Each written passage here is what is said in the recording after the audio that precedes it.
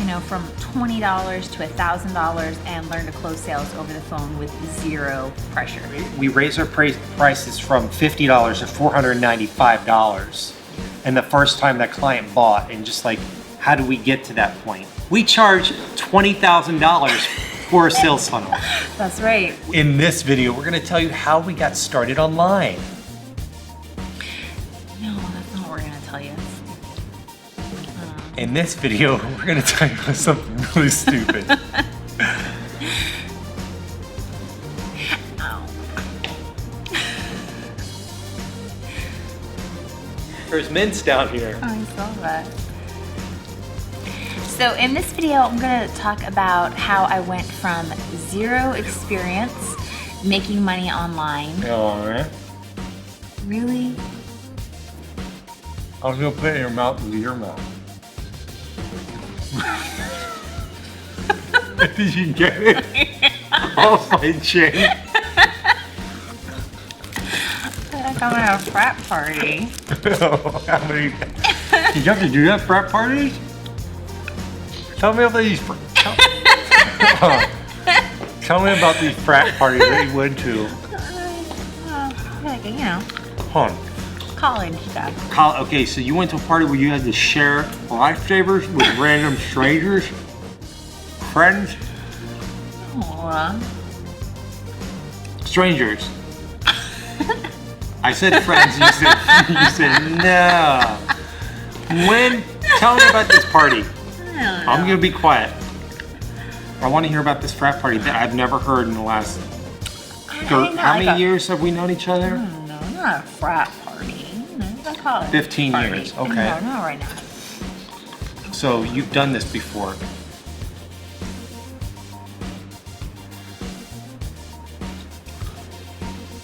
I don't think we can do a video with mints in our mouth.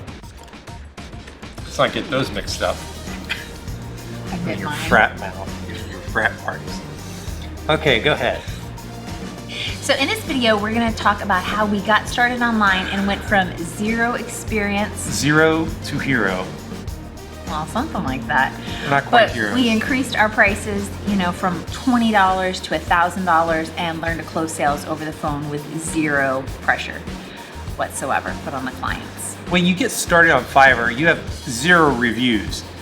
The only incentive people have to work with you is if your prices are really low. So until we were probably level 1 or 2, so for the first month, we did all our sales funnels for like $20. It was really cheap. And we worked with the best people in the world. When your prices are that low, people expect the world. You would not even believe it. It is really funny, actually. Yeah. Man. Go ahead. I mean, we've had bad clients all the way through, I guess. But yeah, I mean, there's a few in particular I can think of from the very beginning when, we were barely charging anything, would put in hours of time on people's funnels, and they would just be so rude and nasty to us. They'd expect us to write customer service for them and be their tech support, and just all these things were totally outside the scope of what they'd pay $20 for. Yeah, like I just earned like $3 an hour working on this. Like back off a little bit. Yeah. And it wasn't until I had a dream where we had increased our prices, and I told Christy when I woke up, I was like, I had a dream we were charging instead of, I think the highest was 95, right?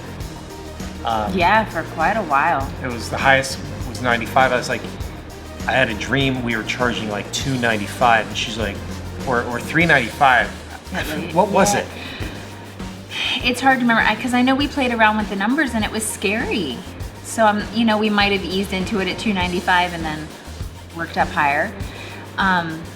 Because even at the low prices, you would get people, who say like they'd gotten something done at $20 before, and then once we cautiously worked our way up to $50, they'd come back to get extra work done, and they would kick and scream because we went up to $50.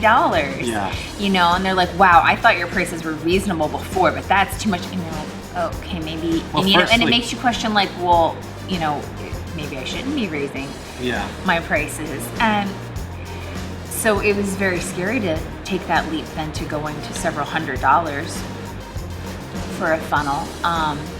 And trying to think, I don't know that we were doing calls yet then. It was still mostly through the chat on Fiverr, and I was very tentative to tell people what the price was, even though they could see it listed on the gig. You know, it was very scary to put that out there the first few times until somebody actually paid it, and they're like, look at this, he bought it. The time I specifically remember getting super excited about that was like $4.95. Oh yeah. So it was $500, and that was a huge deal. Yeah. You're like, wow. And that wasn't the Adam guy, was it? Was Adam the first one? No.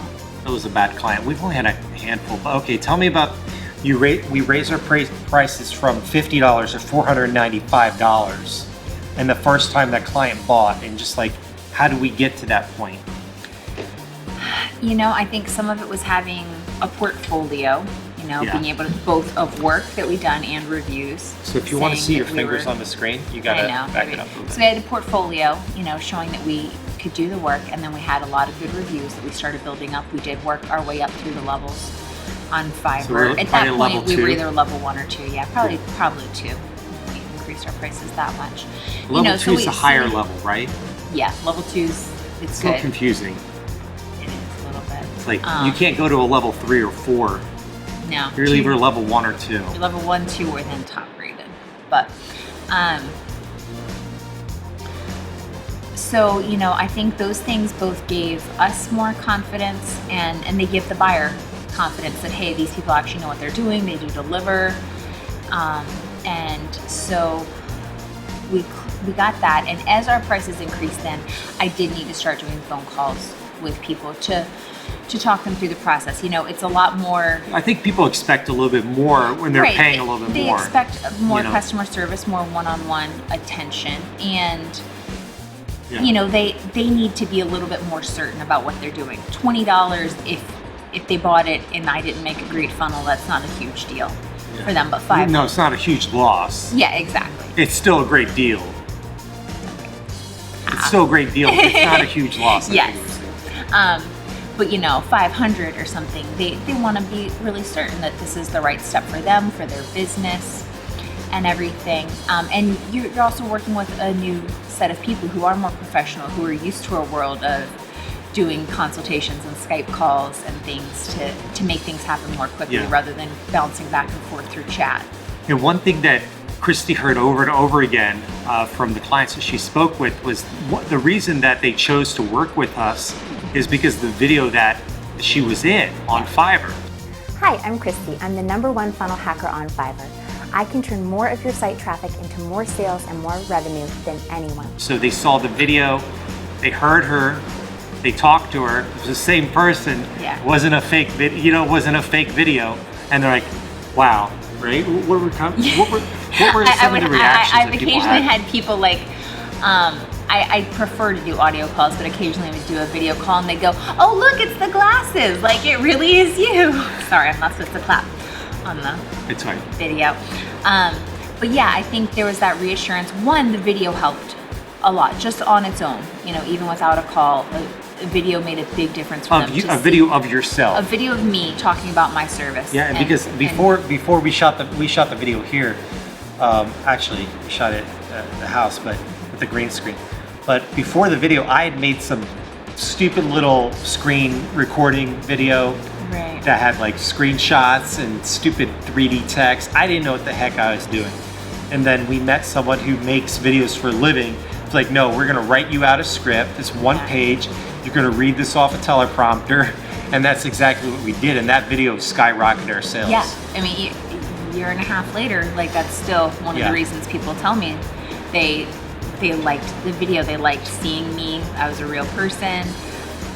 I spoke good English.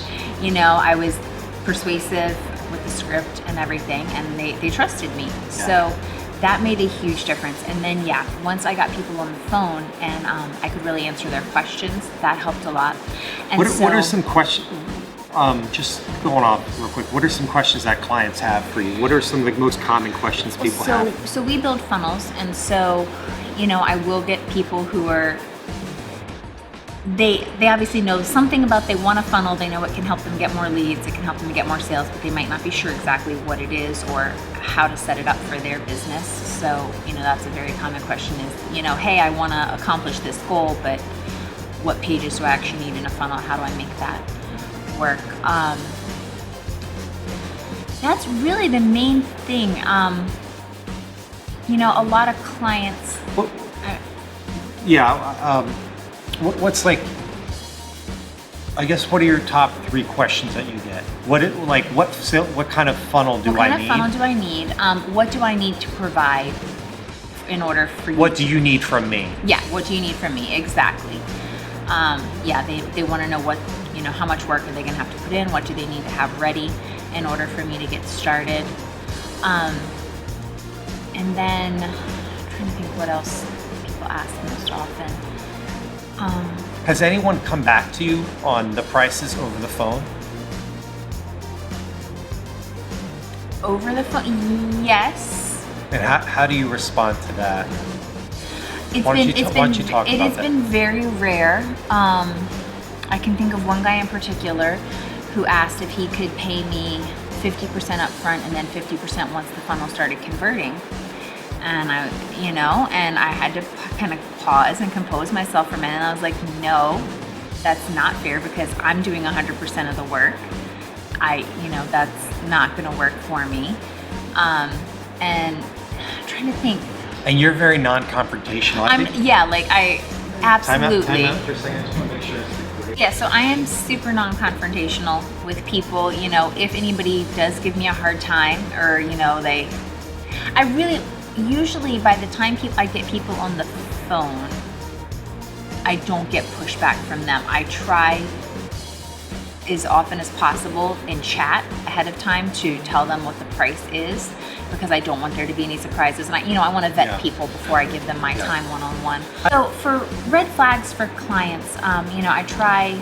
If you don't know what a red flag is, it's just kind of it's a warning sign from a potential bad client, someone who's not professional, maybe someone who isn't planning on paying you, or is going to be someone that's difficult to work with. Yeah, exactly. And sometimes I miss the red flags, and oftentimes I can, just right off the top, maybe you can edit this out, it's okay.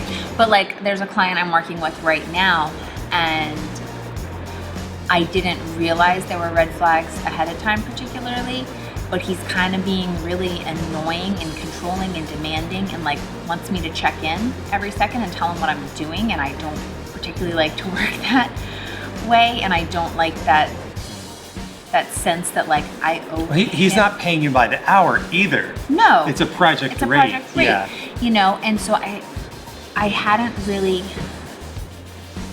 I thought our communication had been fine up until now, but then I did go back and read, and I saw somewhere where he got antsy at the very beginning because I didn't respond to a message right away, and he wrote me some message about oh, I guess maybe you take weekends off, which is great, that's what I do too, but if you could get back to me on Monday, please. And going back and rereading that, I was like, oh, right there is when I could have picked it up. And it's not awful, it's maybe not oh, I shouldn't have worked with him, but it could have prepared me a little bit more maybe for how to deal with him. So anyhow, for me personally, things like that are a red flag when people are very demanding, especially before we've even gotten started with a project. They're demanding of my time. We've had people who get very upset if we don't write back on the chat on Fiverr right away. They're like, well, if this is the kind of service I'm going to get, blah, blah, and she's like, I'm sorry, I have clients, I have a life, I have a lot going on. So people aren't respectful. How do you respond to that'd be a good little tip for people. How do you respond to demanding clients? I mean, if they aren't a client yet, honestly, for the most part, I will shut them down. I'm just gonna say, I'm sorry, I'm not able to help you right now, because for me, I would prefer to not have that experience, because there's just going to be times where the money is not worth the pain of dealing with that person.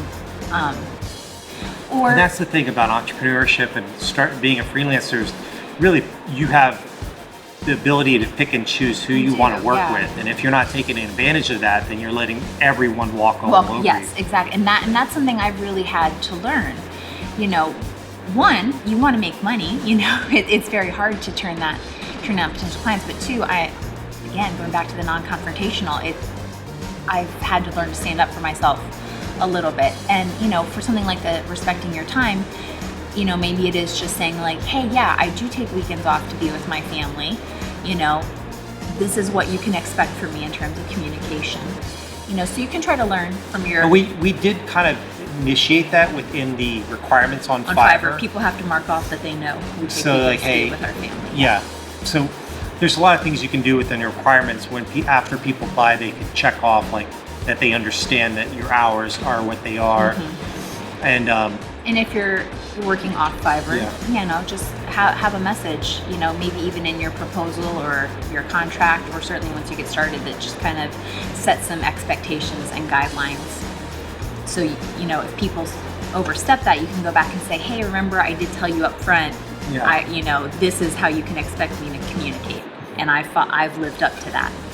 So tell me about... I didn't even get to the red flags. So one is, not respecting my time, because then they probably just don't respect you in general. There are people who think that you're their servant because they've given you money to do a job for them. They don't see you as an expert. They don't see you as somebody trying to help grow their business. Yeah.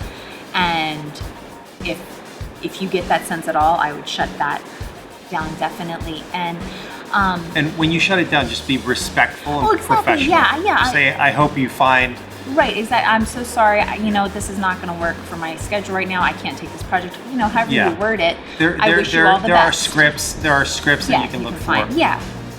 So I would certainly never be rude to anybody, but don't waste your time with somebody once you get that sense. And just one more red flag off the top of my head is the people who do question your price, and it's not that they say, ooh, that's a little high, I'm gonna...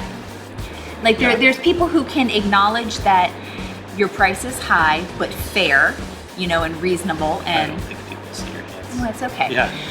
And then there's the people who are, who give you that feeling like, whoa, you were charging way too much. I don't believe what you do is worth that. And those are the people that you don't want to work with, because if they don't see what you're doing before you build it or before you do that work, they don't see your value in it. They will not see the value once it's completed. You will build it, you can do your best work for them, and you will deliver it, and they'll be like, I wanted more. That's not up to my expectations. It doesn't matter what you do, whatever they have said in their mind, that they've paid this exorbitant rate and they expect the world for it, you're not going to be able to live up to that, so they're not worth it. So the final question I have for you is, how can people viewing this right now increase their prices tenfold or 20-fold, and how do you internally shift from how much value you provided at $25 or $50 to $1,000 or $5,000? So I know we watched a video on this before, and you didn't really get where he kind of made the transition to we don't have $10,000 or $20,000 clients. No, but we are actually right now. I'll just go ahead and put it out there. Yeah. We're transitioning from, we've been charging $1,000 for a sales funnel to now I'm telling people it's $2,000. And 5,000. Well, it's 5,000. It's going to be okay. To be honest, I'm a little hesitant to make that big jump. Even for me, I'm like, okay, that's a lot. Okay, so but you've had 2 years of experience building sales funnels. You've worked with a lot of clients. That's what I was going to talk about. Is you're a pleasure to work with. You give project management software, Basecamp access. I mean, so you're there to answer questions. You're knowledgeable. Those things have value. So why is it that? Yeah, I mean, even now you're struggling with it. Yeah, because I think it is. Yeah. My guess is that it's always going to be a mental hurdle to jump when you're making a significant shift. like this. But once that first client pays you $2,000, exactly, then then you you're know, good. you know, Exactly. I charge $2,000. Exactly. Like I mean, I have no hesitation right now telling people it's $9.95 for a sales funnel. Because a lot of people because bought it. Yeah, people have done it over and over, you know. And so until you I get know that, that I can deliver that. Until people get that first client that's willing to pay Yeah. $1,000 for a website. It is very hard. How do you make that jump? So I think part of it is really knowing is just being able to say the number yourself, without quivering. Well, why don't we say right now, we charge $20,000 for a sales funnel. That's right. We charge $20,000. Fine, you give me $20,000, I will step up my service. I will do more. What will you do for $20,000? I will have people set up I won't do it myself, but we'll write your autoresponders and set them up. We'll have like 4 or 5 people working for you. Exactly. You'll have a whole team. Yeah. So, and that is another thing to keep in. I feel like this is all over the place. But part of it is, you have to be comfortable saying it. And when it gets easier, the more that you do it, again, going back to the phone calls, which we didn't entirely talk about, but the more I've done the calls, the easier it gets. And the first few times, it was hard to say the number out loud, even if it was, back in the $2.95 days or whatever, you just have to do it. You have to say, this is my business, this. Step up and stand up for yourself, because as a freelancer, you're the only person who's going to do it. So you have to. And know that your worth is more than just that one service you're going to provide, that one logo you're going to design, or the funnel you're going to build, or the blog post you're going to write. Yeah. There are months, if not years, of experience that went into, that perfectly crafted thing, service, or product that you're going to provide to somebody. You have had to study, you've had to research, I learned things for other clients that I get to bring in to a new project then, and I get to make the funnel look better, be more responsive, have additional features that I didn't know existed a month ago. You're constantly learning and growing, and you're improving your skills. And just because you can do something quickly now does not mean your client would be able to do it in the same amount of time at all. Like, maybe it only takes you a couple hours, but that's because you've had years of practice and training for that. So don't I think there's a quote that. with like Monet or something where he like sketched on a napkin or something, and a woman's like, I'll buy that from you, and he was like, yeah, it's like 20,000. She's like, but for a sketch, and it took you 10 seconds. He's like, no, that took me a year. That took me a lifetime. Right, exactly. Learn how to control that, Yeah, exactly. So know that. I really butchered that. Oh no, but we get the gist. Yeah, we get the gist. Go look it up, okay? Yeah, Find it in Google. Maybe we'll put a little note at the bottom or something. But absolutely, like, you have so much worth and value based on your experience. And don't compare yourself to what other freelancers out there are doing, because there are always people who are at the $5 mark. They're going to be there. The saying, it's a race to the bottom, right? Exactly, and you don't want to be there. So what is the full saying? Like, you may as well be the most expensive, because otherwise, either what is it? Like, there's nothing good about being the second cheapest. Like, if you're cheapest, great. If you're the next one after that, there's no benefit to you at all. Like, nobody's gonna pick your service. So you may as well be the most expensive then. And you don't have to be that expensive. You can work up however you want, but go for the bigger clients, go for the better clients, the more professional ones, the ones who... And as you raise your prices, the clients they will change. Far more agreeable and likable, and easy to work with, and more professional. Yes. Man, the people you're working with now who are paying $1,000, like, they're gonna look like, white trash hillbilly rednecks. No offense to those people, but compared to the people that would start getting at the $5,000, and even higher. People who see your service as an investment, and what you're creating as an investment in their business. Right, exactly. You want to work with those people. You don't want to work with someone who's like, oh, this is costing me money. No, what you're making for them is going to make them money. It's going to make them more money than they have. And they have to see that what you're creating, if it's $5,000,